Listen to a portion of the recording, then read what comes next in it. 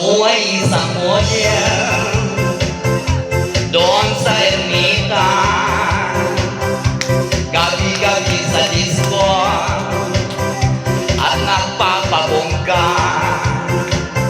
sa pagkaisang hiray, talbog at sira.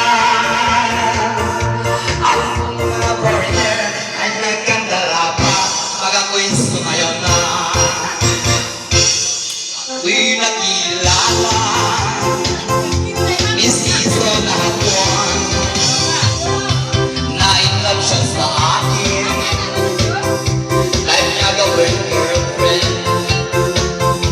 Ako'y nirigaluhan o bahay lupad na doon.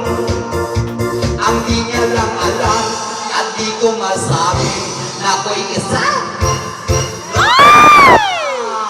Ang iningat-ingatan ko, ang ugat-lawin at masin ko, na kinatago-tago ko pa sa tuwing kami magkasama. Ako'y nananalangin na sana'y malawarin at sanang bakit nakanali kong akin na upot lang itin. Ay! Ako ah!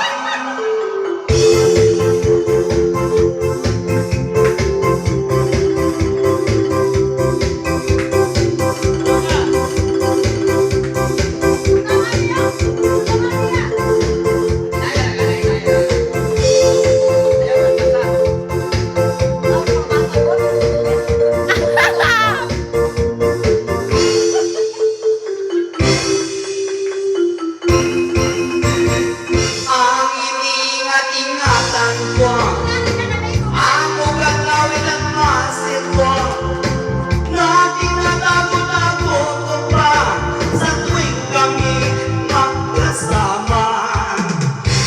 Kami biglang nagkita nang di sinasadya sa restaurant ng lalaki doon sa Igapuan. Napatingin siya sa akin, ako'y napahiya. Sa galit ng hapon, inambak niya ako.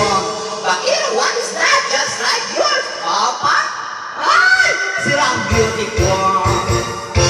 Binawi pang lahat, bahay lupat na tong ang nobyo kong hapon.